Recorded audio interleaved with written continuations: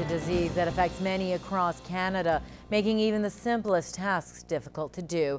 Lloydminster Multiple Sclerosis Society used the Lakeland Rustlers as a stage this weekend to raise awareness for the cause. Bart Padiasic reports.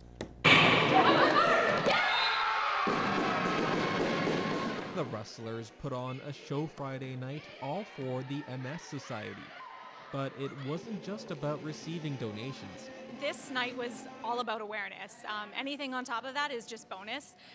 But this is a great opportunity for us to really kind of take the Rustlers stage and help it to raise a little bit of awareness. The game against King's College was chosen as a venue because of one coach battling the disease. The men's head coach for the Kings Eagles, he has MS, and he actually coached me when I played in college, so it's kind of a personal connection. Now looking back and watching him coach, it's incredible that he does what he does and lives with this disease and wakes up every day and makes the best of his life.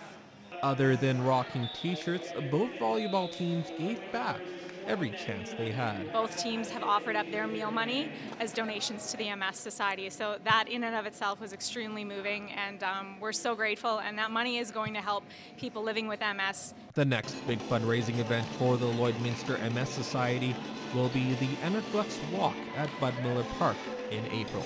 Bart Padiasic, Newcap News. It's not something you see every day in the border city.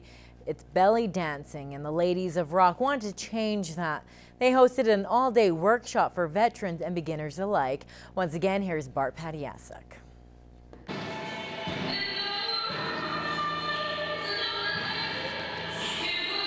These hips don't lie. Women from around the region broke a sweat at the famed dance studio. Oh, it was great. Super fun learning so much new stuff, and everyone's really friendly, and the teacher's awesome. This is McEwen's first time belly dancing. An expert from Edmonton was the highlight of the workshop.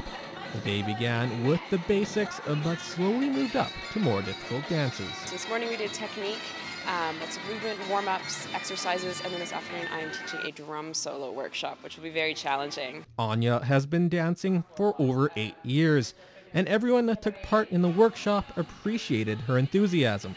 Anya's great. She's very relaxed and knows what she's doing, very confident, gives you some really good advice on how you can stay true to yourself while you're doing it. Anya was invited to Lloydminster after a chance encounter with local instructors. We've known her through previous workshops, and we really are impressed with her style and her grace, and she's a beautiful dancer. So we just contacted her and asked if she was willing to do that for us. While it's no secret belly dancing is an intensive cardio workout, there's one thing Anya wants to debunk when it comes to the dance.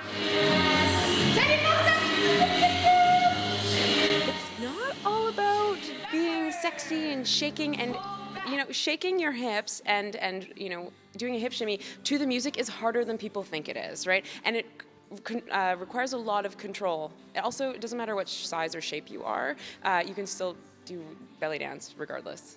This is Anya's first time to the border city, and her experience was a good one. My class was wonderful.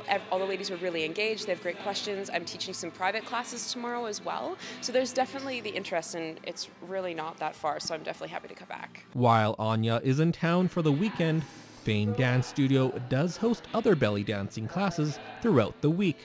For more information, visit the website on your screen. It's good. It's cardio. You're kind of get some yoga moves in there. You're stretching a lot. It's really good. New people, come on out and give it a shot. I mean, why not? You only live once, and it's super fun to try something new, and it's nice and relaxed. Bart Padiasic, Newcap News.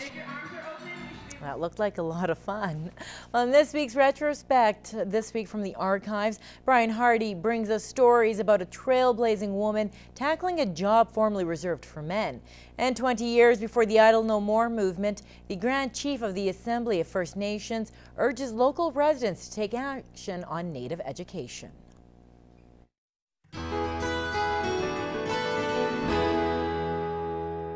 This week in 1991, Vermilion's first female firefighter blazes the trail for others to follow.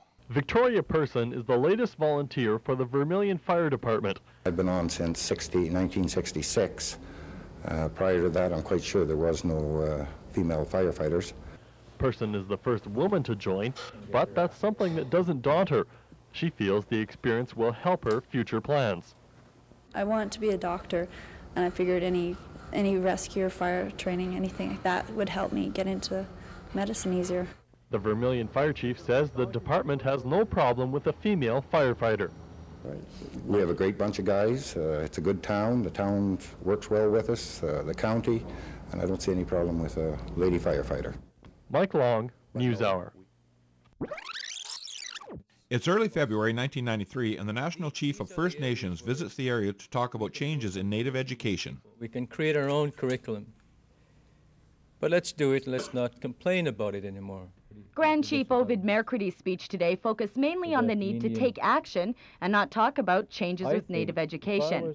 The curriculum must be relevant to Native students, their community, and the history of the community. And failures in the education system have been caused by a lack of these factors. That if I feel good about myself, I will learn. If I feel good about myself, I will be confident.